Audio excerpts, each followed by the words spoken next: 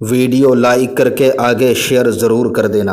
अल्लाह के रसूल सल्लल्लाहु अलैहि वसल्लम फरमाते हैं, नाप तोल में कमी करना यानी कि कम नापना ये भी गुनाह कबीरा है, बड़े गुनाहों में से है। इसी तरह किसी पर तोहमत लगाना यानी कि किसी के मुतालिक ये कहना कि ये तो चोर है, आपको नहीं पता, उसने चोरी की आपको नहीं पता, किसी से सुन लिया कह दिया ये चोर है। किसी औरत पर तोहमत लगा दी कि इसका तो फुला के साथ है, किसी मर्द पे तोहमत लगा दिया कि इसका तो फुला के साथ ऐसा है, इसका तो ये है और उसका तो वो है, यानी उस बारे में आपको कोई तहकीक नहीं है।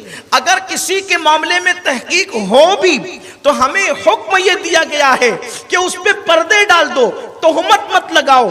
तोहमत का मतलब ये होता है कि जिस इंसान के अंदर ऐसी बुराई नहीं है और तुम उसकी तरफ बुराई को मंसूब कर दो, उसको कहते हैं तोहमत लगाना, और ये गुनाह कबीरा है। अल्लाह के रसूल सल्लल्लाहु अलैहि वसल्लम के गुलामों, फरमाया गया जो किसी ईमान वाले पे तोहमत लगाएगा उस वक्त तक उसको मौत नहीं आएगी जब तक कि वो तोहमत लग करके वो जलील नहीं हो जाता।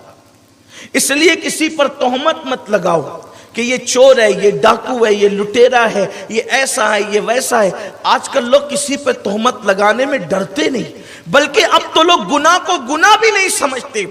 लेकिन याद रखना ये जिहालत की वजह से है, अल्लाह की खशियत लोगों के दिलों से निकल गई इस वजह से है, अल्लाह का खौफ लोगों के दिलों से निकल गया इस वजह से है।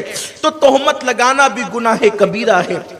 इसी तरह से झूठ बोलना यह भी गुनाह कबीरा है। अल्लाह के रसूल सल्लल्लाहु अलैहि वसल्लम फरमाते हैं कि जो झूठ बोलता है उसके मुंह से ऐसी बदबू निकलती है कि फरिश्ता 1 मील दूर हट जाता है, 1 मील के फासले पर हो जाता है उसका फरिश्ता उससे, झूठ बोलने वाले से। और झूठ बोलने वाले पर अल्लाह तबारक व तआला ने लानत फरमाई है। इसी तरीके से अल्लाह के रसूल सल्लल्लाहु अलैहि वसल्लम इरशाद फरमाते हैं, माँ बाप का दिल दुखाना यह भी गुनाह कबीरा है। इसी तरह से औलाद की हक तलफी करना यह भी गुनाह कबीरा है।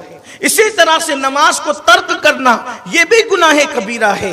इसी तरह से अल्लाह के रसूल सल्लल्लाहु अलैहि वसल्लम इरशाद फरमाते हैं, सूद खाना, ब्याज खाना यह भी गुनाह कबीरा है।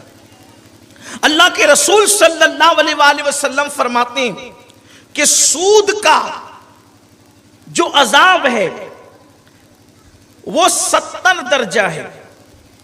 सूद का जो अजाब है वो 70 दर्जा है, यानी उसकी इब्तिदा और उसकी इंतहा के दरमियान सूद खाने वालों को जो अल्लाह अजाब देगा वो 70 दर्जों में गोया के है, 70 दर्जा है।